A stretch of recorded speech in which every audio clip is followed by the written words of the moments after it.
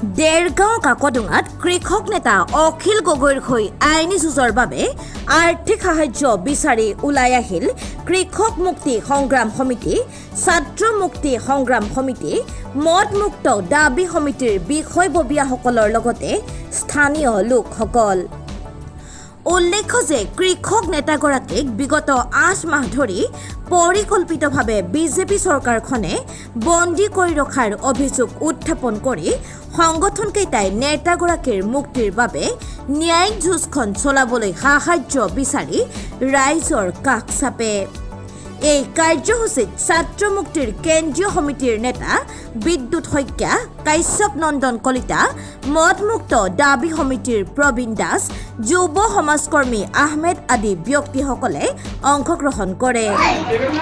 অসমত অখিলদাৰ আইনী সাহায্যৰ কাৰণে গাঁৱে ভূঞে চোতালে ৰাইজে বিভিন্ন ধৰণে সহায় সহযোগিতা কৰিছে আৰু দান বৰঙণি আজি শিক্ষক মুক্তি, ছাত্ৰ মুক্তি বা শুভাকাংক্ষীসকলে দান বৰঙণি সংগ্ৰহ কৰিছে। আমিও যোৱা কালিৰ পৰা ছাত্ৰ মুক্তিৰ বিদ্যুৎ শইকীয়া আৰু আমি কৃষক মুক্তি আৰু জাতীয়তাবাদীকে আদি কৰি আমি স্থানীয়ভাৱে যিবিলাক সংগঠন পাইছোঁ সকলো সংগঠনৰ বিষয়বিলাক লৈছোঁ। ৰাইজে অংশগ্ৰহণ কৰিছে। কালি ৰাংঢালী, বাতিপৰীয়া, নাহৰণি, আজি দুবিয়াল, কাকডোঙা আদি বিভিন্ন অঞ্চলত আমি ঘূৰি ফুৰিছোঁ। ৰাইজে 10 টকা 20 টকা অখিলদাৰ কাৰণে যি দিছে আমি সকলো লৈছোঁ আৰু অসমবাসী তাৰ উপৰিও যিসকলে আমি একাউণ্টত পইচা দিব বিচাৰে তেখেতসকলক আমি কৃষক মুক্তিৰ একাউণ্টৰ নম্বৰসহ আমি ৰাইজক দিছোঁ।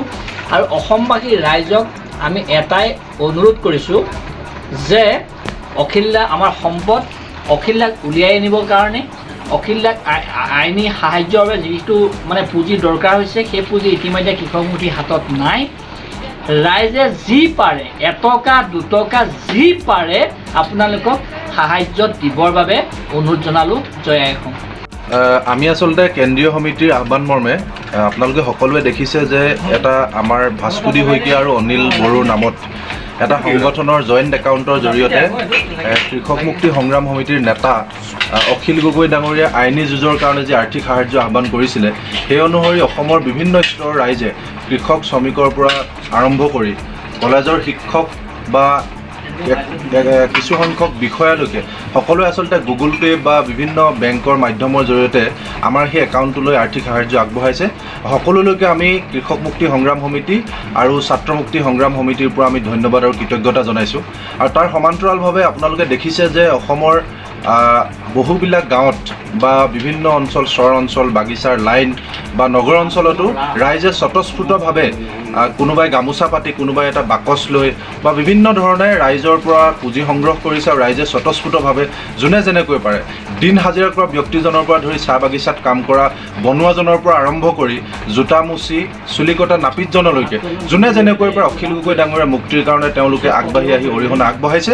আৰু সেই তাৰ সমান্তৰালভাৱে আমি কৃষক মুক্তি বা ছাত্ৰ মুক্তি সংগ্ৰাম সমিতিয়েও আমাৰ স্থানীয় দল সংগঠন মদমুক্তি অসম দাবী সমিতি, অসম জাতীয়তাবাদী যুৱ ছাত্ৰ পৰিষদ, চুতীয়া ছাত্ৰ সন্থা, আঞ্চলিক বিশেষ ঠাই বিশেষে স্থানীয় দল সংগঠন, উদ্যমী যুৱক সকলোৰে সহযোগত আমি ৰাইজৰ মাজলৈকে গৈছোঁ। ৰাইজে নিজে সংগ্ৰহ কৰা পুঁজিসমূহো আমাক তেওঁলোকে সংগ্ৰহ কৰি সেই একাউণ্টলৈকে পঠিয়াই দিবৰ কাৰণে গ্ৰামাঞ্চলৰ ৰাইজে আমাক মাতিছে। আমি গৈ তেওঁলোকক সহযোগ কৰিছোঁ। লগতে আমিও যিসকলে দিব খোজে তেওঁলোকৰ পৰা আমিও আৰ্থিক সাহায্য সংগ্ৰহ কৰি সেই একাউণ্টত পঠাই দিছোঁ। গতিকে আমি এই চেগতে ক'ব খুজিছোঁ সকলো অসমবাসী ৰাইজ, শ্ৰদ্ধাৰ ৰাইজ, আমি আপোনালোকক ধন্যবাদ আৰু কৃতজ্ঞতা জনাইছোঁ।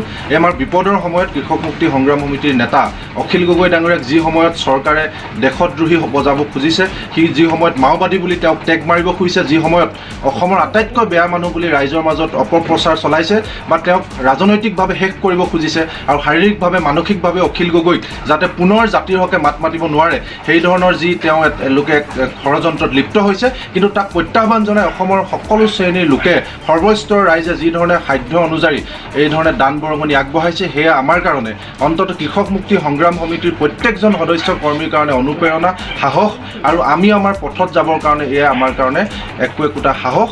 সেইকাৰণে আমি সকলোৰে ওচৰত কৃতজ্ঞতা জনাইছোঁ আৰু আমি অনুৰোধ জনাইছোঁ যে অনাগত দিনত আৰু ব্যাপক বৃহৎ সংখ্যক পুঁজি আমাৰ প্ৰয়োজন হ'ব, যিহেতু ৰাইজ জানে যে আমি দিল্লীৰ পৰা অধিবক্তা আনিব লগা হৈছে। এতিয়া সেয়েহে আমি পৰৱৰ্তী দিনতো এই সঁহাৰিৰ ধাৰা অব্যাহত ৰাখিবৰ কাৰণে অসমবাসী ৰাইজক অনুৰোধ জনাইছোঁ। দেৰগাঁৱৰ পৰা শাকিল আহমেদৰ ৰিপৰ্ট, নিউজ 9 অসম।